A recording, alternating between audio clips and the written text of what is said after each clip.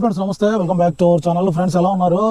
దగ్గర ఒక 10 days నుంచి వీడియో అయితే పెట్టట్లేదు, ఇంచుమించు వారం నుంచి వీడియో అయితే పెట్టట్లేదు. సో డ్యూటీ నుంచి వెళ్ళి వచ్చేసరికి లేట్ అవుతుంది, దాని గురించి వీడియోలు పెట్టడం లేదు. సో ఇక్కడ నుంచి వీలైనప్పుడల్లా వీడియో చేసే ప్రయత్నం చేస్తాను. సో ముఖ్యంగా మన ఫ్రెండ్స్ చాలామంది కింద కామెంట్ సెక్షన్లో, అలాగే నన్ను రెగ్యులర్గా అడిగే క్వశ్చన్ ఏంటంటే పికప్ లేదు, మైలేజ్ రావట్లేదు అని చాలామంది కింద కామెంట్ సెక్షన్లో అడుగుతున్నారు.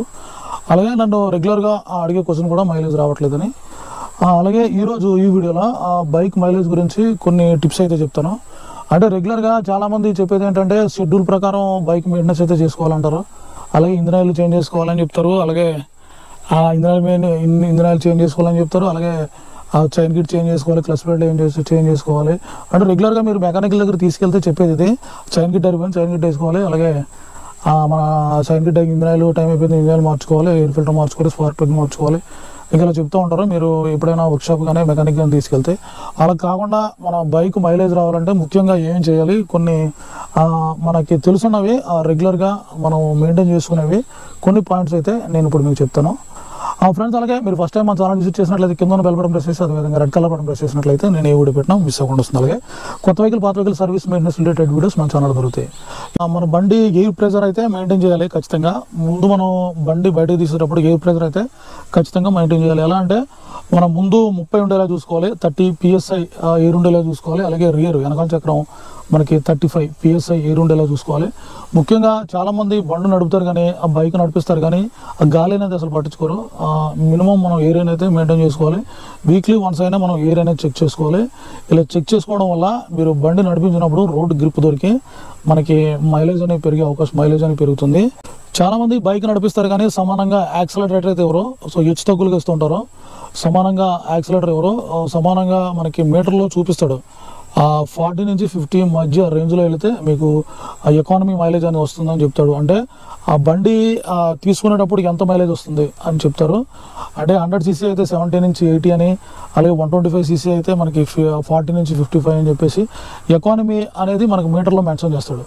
సో దాన్ని బట్టి మనం యాక్సిలరేటర్ ఆ ఎకానమీ మైలేజ్లో ఆ ఎకానమీ మెయింటైన్ చేస్తూ యాక్సిలరేటర్ అనేది ఇస్తే ఖచ్చితంగా ఆ కంపెనీ ఎంతైతే కేఎంపీలు ఇచ్చిందో, మైలేజ్ అయితే ఇస్తుందో అది కంపల్సరీగా వచ్చే అవకాశం ఉంటుంది. ఇలా హెచ్చుతగ్గులు యాక్సిలరేటర్ అనేది ఇవ్వకూడదు. సో ఇంకోటి ఏంటంటే మనం బైక్లో మినిమం పెట్రోల్ అనేది మెయింటైన్ చేయాలి. చాలామంది BS4 కార్పొరేటర్ వెహికల్స్ అయితే 1/2 లీటర్ 1.5 లీటర్ నడిపించేస్తూ ఉంటారు. కానీ ఇప్పుడు వచ్చే బైక్లన్నీ కూడా లేటెస్ట్ బైక్లో సో మినిమం మనం ఒక 1 లీటర్ 1.5 లీటర్ పెట్రోల్ అయితే మెయింటైన్ చేయాలి. చాలామంది మెయింటైన్ చేయకుండా మినిమం BS6కి మినిమం 1 లీటర్ 1.5 లీటర్ మెయింటైన్ చేయకుండా నడిపిస్తూ ఉంటారు. సో అలా కూడా మైలేజ్ రాదు. BS6 వెహికల్స్కి ఏంటంటే ట్యాంక్ లోపల ఉన్న ఫ్యూయల్ పంప్కి పెట్రోల్ అయితే అందాలి. అలా కాకుండా నడిపిస్తే బండి రన్నింగ్లో మనకి జక్కింగ్ ఇవ్వడం జరుగుతుంది, అలా కూడా మైలేజ్ పడిపోతుంది. తర్వాత మళ్ళీ ఆ పెట్రోల్ ట్యాంక్లో ఉన్న పెట్రోల్ అందేలాగా ఫ్యూయల్ పంప్ అందేలాగా కూడా మనం పెట్రోల్ అయితే పోస్తాం. దానివల్ల కూడా మైలేజ్ పడిపోయే అవకాశం ఉంటుంది. కొంతమంది చైన్ లూజ్ ఉంటుంది, చాలామంది బైకులకు చైన్ లూజ్ ఉంటుంది కానీ అలాగే నడిపించేస్తూ ఉంటారు. సో చైన్ వేయిద్దాం అని అంటూ ఉంటారు కానీ చైన్ వేయిద్దాం అనుకుంటూ ఉంటారు కానీ చైన్ లూజ్ అయినా అలాగే నడిపించేస్తూ ఉంటారు. సో ఏంటంటే మనం చైన్ లూజ్ ఉంటే టైట్ చేయించుకోవాలి మెయిన్. తర్వాత మళ్ళీ మీరు ఒక 10 డేస్కో 15 డేస్కో చైన్ అయితే మారుస్తారు. ప్రెజెంట్ అయితే మనం నడిపించాలి అనుకున్నప్పుడు చైన్ టైట్ చేయించుకోవాలి, మినిమం చైన్కి అయితే ఆయిల్ పోసుకోవాలి. సో ఇలా నడిపించడం ద్వారా మనకి చైన్ లూజ్ ఉన్నా కూడా మైలేజ్ అయితే పడిపోద్ది. మినిమం మనం చైన్ టైట్ చేసుకోవాలి. చైన్ టైట్ చేసుకుని పెట్రోల్ అయితే మనం, అలాగే మన టైర్ బటన్ అరిగిపోయినా కూడా మైలేజ్ రాదు. టైర్ బటన్ అరిగిపోతే మనకి రోడ్ గ్రిప్ దొరకదు, దానివల్ల కూడా మైలేజ్ రాదు. టైర్ అరిగిపోయినప్పుడు మనకు రోడ్ గ్రిప్ దొరక్క మైలేజ్ అనేది రాదు. టైర్ ఎప్పుడైతే అరిగిందో so first layer, second layer, third layer అని ఉంటుంది. సో ఫస్ట్ లేయర్, థర్డ్ లేయర్లో అరిగిందంటే టైర్ బటన్ అరిగిపోయిందంటే మైలేజ్ రాదు, రోడ్ గ్రిప్ దొరకదు. దానివల్ల కూడా మనకు మైలేజ్ పడిపోతుంది. అందువల్ల మనం టైరు ముందు వెనక టైర్లు అయితే మార్చుకోవాలి. ఇలా టైర్లు మార్చుకోవడం వల్ల కూడా మనం మైలేజ్ పెరుగుతుంది. ఇంకా చాలామంది మైలేజ్ రాకపోవడానికి మెయిన్ కారణం ఏంటంటే ట్రిపుల్ రైడింగ్ కూడా చేస్తుంటారు. ఆ ట్రిపుల్ రైడింగ్ వల్ల కూడా ఇంజిన్ మీద లోడ్ పడి మైలేజ్ రాదు. సో ట్రిపుల్ రైడింగ్ వల్ల కూడా మైలేజ్ రాదు. దానివల్ల ట్రిపుల్ రైడింగ్ మనకు మైలేజ్ రావాలనుకుంటే ట్రిపుల్ రైడింగ్ అవాయిడ్ చేయడం మంచిది. సో వారానికి 2 సార్లు అయినా మనం ఖచ్చితంగా గాలి అనేది చెక్ చేయాలి. గాలి అనేది చెక్ చేయించుకోవాలి. ఎలాగంటే మనకి ముందు 30 వెనకాల 40 ఉండేలా చూసుకోవాలి. ఇంకోటి ఏంటంటే చాలా మంది హాఫ్ క్లచ్ పట్టుకుని బండి నడిపిస్తూ ఉంటారు. ఇలా హాఫ్ క్లచ్ పట్టుకుని బండి నడిపించడం వల్ల మనకి క్లచ్ ప్లేట్ తొందరగా డ్యామేజ్ అవుతాయి, అలాగే మైలేజ్ కూడా పడిపోద్ది. సో హాఫ్ క్లచ్ పట్టుకుని మనం బండి అయితే నడిపించకూడదు. మినిమం మనం గేర్ వేసిన తర్వాత ఫ్రీగా గేర్ వేసిన తర్వాత క్లచ్ అయితే వదిలేయాలి. హాఫ్ క్లచ్ పట్టుకుని బండి నడిపించినప్పుడు మైలేజ్ రాదు. సో అది ఒక పాయింట్ ఒకటి మీరు గుర్తుపెట్టుకోవాలి.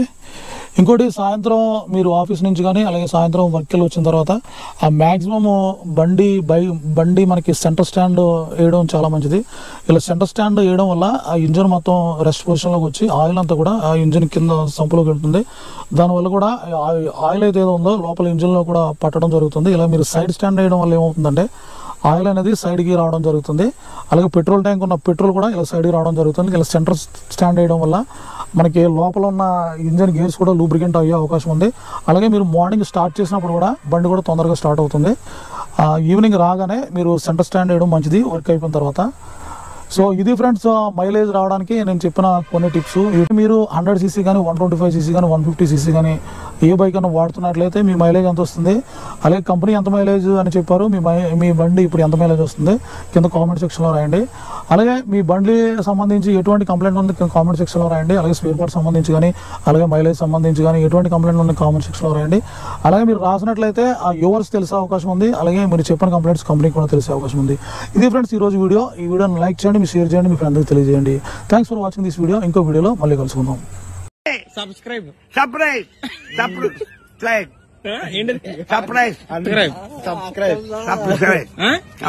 మంది రావాలి. అది కదండి ఏంటి అదేంటి సర్ప్రైజ్.